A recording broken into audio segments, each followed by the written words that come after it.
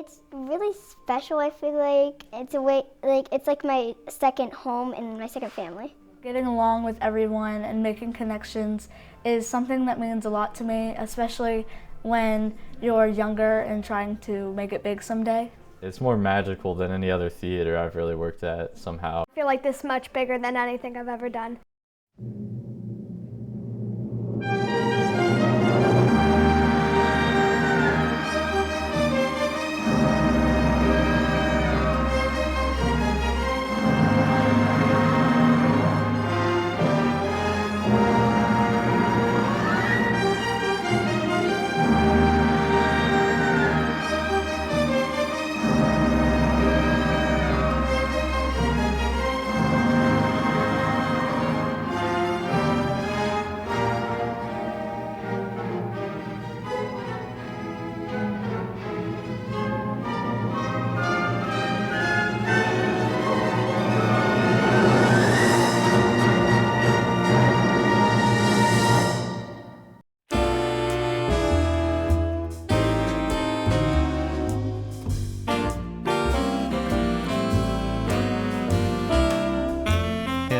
May of 1932, Sarah Spencer, who is a Vassar College graduate in dramatic arts, she came back to Charleston. She was born and raised in Charleston, and really wanted to bring, there was a movement going across the country of children's theater, and she was the dramatic arts teacher at a local school, and she got the idea to form the Children's Theater Charleston, and with her students, she put together 3 one-act plays, using the money that they got from that to set up the initial children's theater. When she was in this process, she kept everything, all of her newspaper clippings and some photos, and the whole process is documented in the scrapbook that she personally made with her own hands. So on October 21st, 1932 was the very first plays that they did. It was 2 one-act plays. One was Sir David Wears a Crown,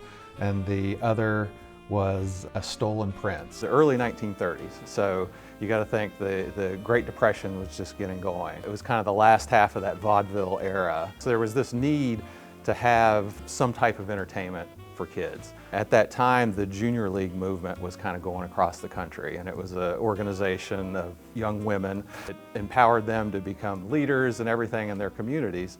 And one of the things that organization really pushed was this concept of children's theaters. And we here in Charleston were kind of on the early end of all that. There was kind of 3 parts to it. One part was Sarah Spencer, who this was her passion project. She really wanted to do this. The second piece of it was the Junior League. They offered to do the fundraising, to do the marketing promotion, to get people in seats. The third piece of it was Kanawha Players, a seasoned theater group at that time. They started out in the 1920s, and they offered their space. All their performances were at the Kanawha Players Playhouse, as it was called. You know, without those 3 pieces, it wouldn't have happened. But for the first 2 years of the Children's Theater, Sarah Spencer directed all the shows. It's not like today where you could get online or mail order scripts, you know, hundreds of scripts. There was no storage house for scripts for children's theater. So in 1935, she got the idea and she requested a leave of absence to start what she called the Children's Theater Press. For the first time, there was really kind of this, you know, oh, okay, this theater's doing this and we can do this. So Sarah Spencer was really a pioneer in that, and she grew that business. For the next 10 years or so, she lived here and she would direct plays every now and again, but her main focus was on the Children's Theater Press. She moved to Kentucky. She was instrumental in starting other children's theater groups around the country. Became very well known in children's theater circles. Awards were named after her in different venues. She just became, you know, kind of the first lady of children's theater. For the first 10 years, it was still under the auspices of the Junior League. And then about 1944, they saw the Children's Theater Charleston had kind of grown up. They were ready to be on their own, so they kicked them out of the proverbial house. They voted to step back from from children's theater and let it operate as its own independent organization. In 1956, there was kind of a lot of life brought into the Children's Theater of Charleston by a new director that came to town, Janice Washburn Arnold. She was a Ithaca College graduate in dramatic arts. She went to graduate school at Yale. She did a show on Broadway. She was in several traveling shows, but she ended up in Charleston, West Virginia. She came in and Sarah Spencer had moved on. She really saw children's theater not so much as just putting the main stage shows together. She would do a show and wrap a lot of marketing around it. They would work with groups, a lot of times the Girl Scouts. They would always try to do a limited edition giveaway for shows. This was the world premiere of Pinocchio. These were made by kids and given away for several shows. They had standing room only. They had crowds outside that couldn't get in. They did Mr. Popper's Penguins one year in the late 50s, and Governor Cecil Underwood's daughter was one of the penguins in it. And you know, it was kind of the thing to be in town while Janice Washburn Arnold was there. 1961, that was the year when Governor Barron declared Children's Theater of Charleston the official Children's Theater of West Virginia. The governor and the first lady were at most of the shows, and she kept everything, so we have letters back and forth. And so that's how that relationship happened between her and the governor.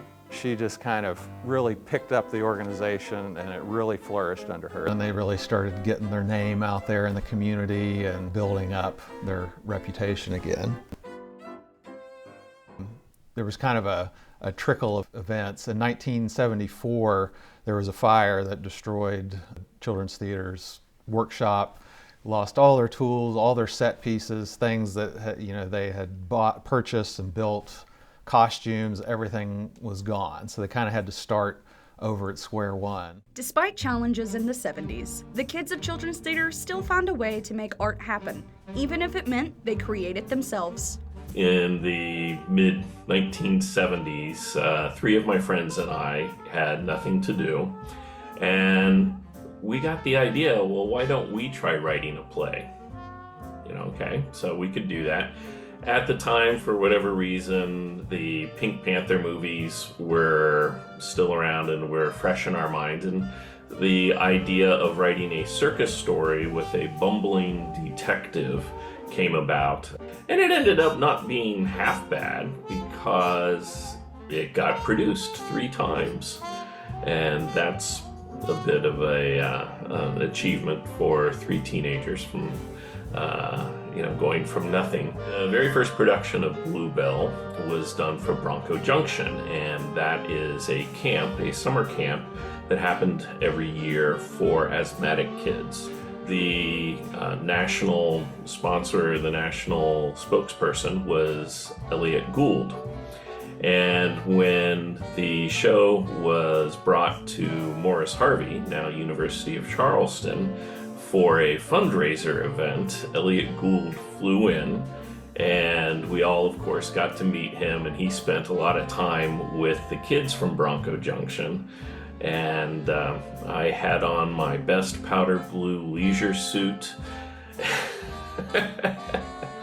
and it was a fun night.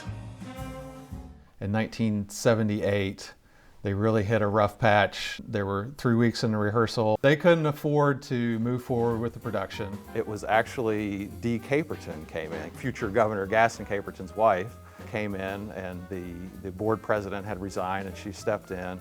She secured a donation from the city of South Charleston, several groups in the city of South Charleston, and they saved the production. So they went back into production and actually finished that play. 1979, they didn't do any original shows. And it was the thought at that time, maybe we should get into more of the education aspect of things. So they started the School of Performing Arts.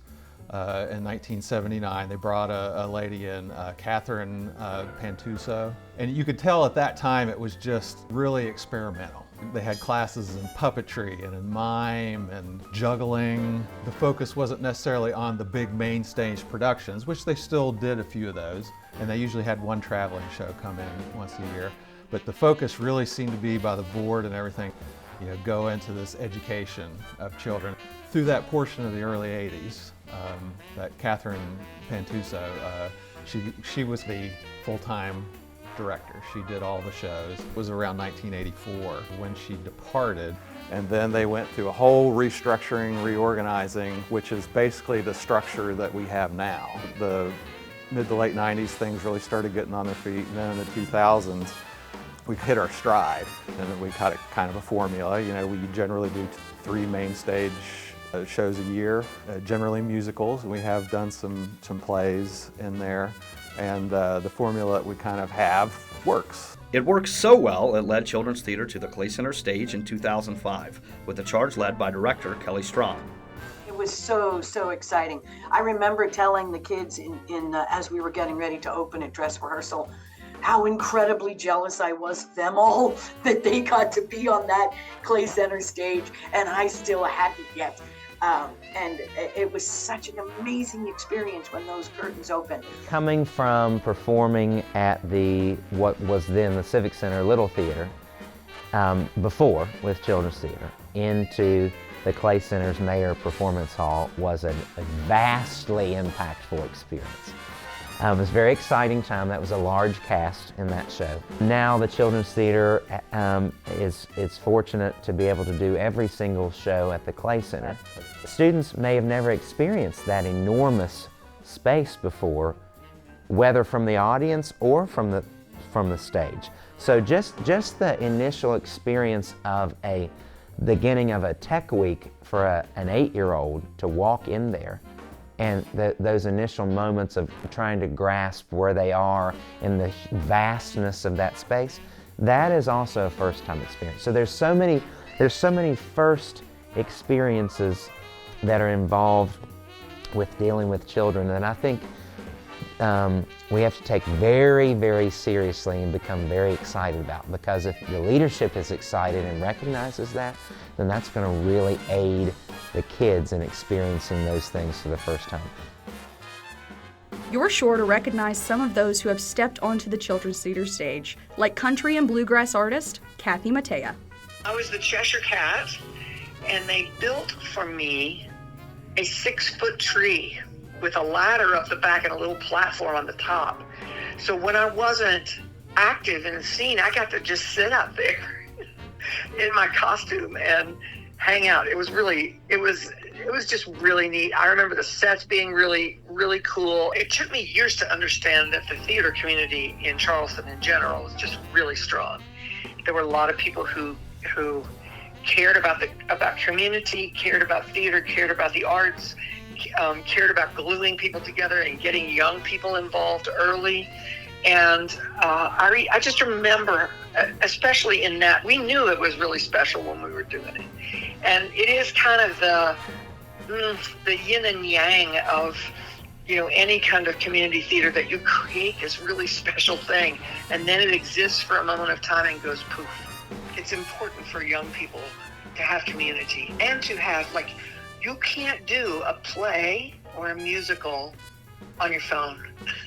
You have to go and show up and interact with people, and then you get to experience what happens when everybody's singing together and everybody's doing a scene together. Especially now, I think it's even more important than ever. It wakes them up to what can be done with other people in real time. And I think it's really, it was always, the theater scene in Charleston has always been a source of pride, and rightly so. And of course, you can't talk about Children's Theater of Charleston without remembering the incredible work of late WCHS reporter and anchor Kenny Bass, whose love for storytelling often took him from in front of the camera to the stage. Kenny Bass was bigger than life in his characters, in his life, in his real world life. He was just bigger than life, and that meant that he could be really big and happy or really big and scary, depending on the role that he was playing. And that's the thing that I remember most about him. He could be very gruff as well, until he was working with little kids. And when he worked with little children, he became the best teacher and the kindest mentor, and that I really, really appreciated about Kenny. He was a very dedicated person to the arts, community theater, wanted it to be viable, wanted it to be evident, wanted it to be visible through his work in news, and I really respected his interest in highlighting community theater in West Virginia, especially for the sake of young people. We had a problem getting our archives from the library. We had put them there for safekeeping because we were in between buildings and we had a lot of things going on. And he was instrumental in reaching out and talking to the right people and being able to get us our archives back so that we could share them with everyone else. But he's just always been there for us. When we needed something, he was always willing to step in and connect us with the right people, and always willing to publicize us and promote us, and also actively get in here and work with us. So he was just all around a great supporter for children's theater. The big thing for me, of course, was when he was my candy man. When he was the candy man for Willy Wonka, he just brought that piece to life in a way that nobody could, like Kenny Bass, right? And I've always felt, and I'll always believe this, that part of the children's theater is their experience in working with more mature actors, adult actors, or older teenage actors who have the experience that they can learn from them, which is the best learning tool, right? To see and watch them bring a character to life, and Kenny did that like nobody's business. We got to do the Candyman song with him, and it felt like, to me, as a 12-year-old kid, that I was singing and dancing with a celebrity. He was so nice, super good with the kids, and he'll be dearly missed for sure. Children's Theater has seen many rehearsal spaces in its 93 years, and this musical chairs of buildings is memorable for those who have been in them for many years. The first one I ever worked in was St. John Episcopal Church in the attic. I mean, as far up as you could go. We were under the eaves. Tiny little space.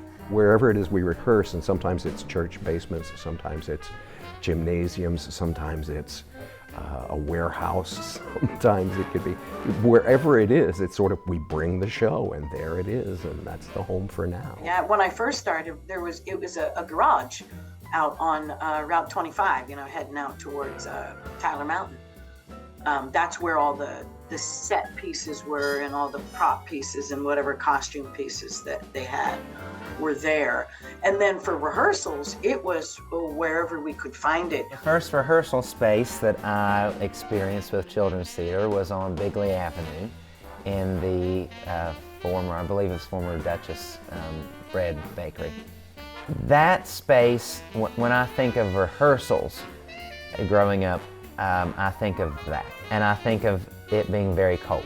I remember rehearsing in that space a lot of times in coats, in gloves, scarves. I remember seeing my breath on the stage. But now Children's Theater of Charleston has finally found its home, buying the first building they've ever owned. We were really fortunate. We weren't necessarily looking for a building right away. We knew we were going to need to move in the near future, but this building just kind of opened up, and the first time we walked in, we were like, this is perfect. We knew we couldn't do it on our own, so we went to the Kanawha County Commission first, and they graciously gave us $80,000 to help with our down payment. And then the City of Charleston also gave us some money, $10,000, to also help with some improvements in the building. And so it's been amazing to be able to not only just find a building, but within a month and a half, we actually were in the building and getting the renovations done and ready to start the new season here. It was interesting when I received an email from one of our assistants who had talked to another commissioner who said, this is the request from Children's Theater and they are inclined to support it. Well, having been on the board, I knew what it was like.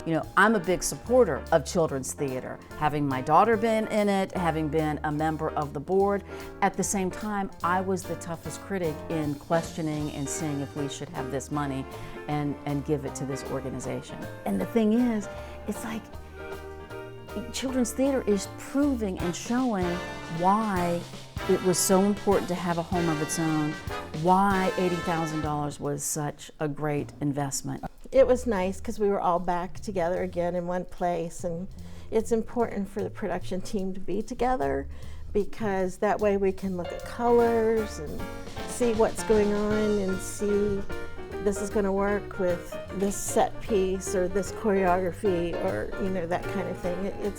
It makes life much easier for the production team when we're all in one place. Now it's permanence. That's a sense of security. That's most people, what life is all about, right? We want to have a sense of security everywhere, and that's a good sense of security to go into the next 93 years. So I think no matter what changes between now and then, what's changed between then and now is already awesome enough. I mean, you could, the sky's the limit at this point. I definitely believe that children's theater was monumental in developing my love for theater.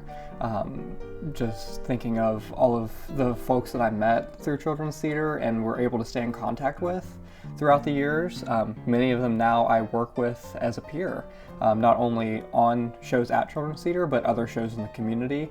Everybody in children's theater is so vital to the Charleston community, not just in theater, but also in the community at large. I'm a law clerk for a circuit court judge, and when you're a law clerk, you have to be able to work with a team, and also when you're a lawyer, you have to be pretty good at public speaking, and CTOC certainly helped with that, and also when you're working with an ensemble in a show, you have to be able to work with a team. And so CTOC really gave me the skills I needed to work as a team and be able to communicate with people. I attribute all of my upbringing in children's theater and my upbringing in children's choir to my artistic endeavors today. I think that it really allowed me to be courageous, take risks, and just try new things, which is what artists always should be encouraged to do. It's the only theater that is education-based. I mean, we're an educational theater. We teach.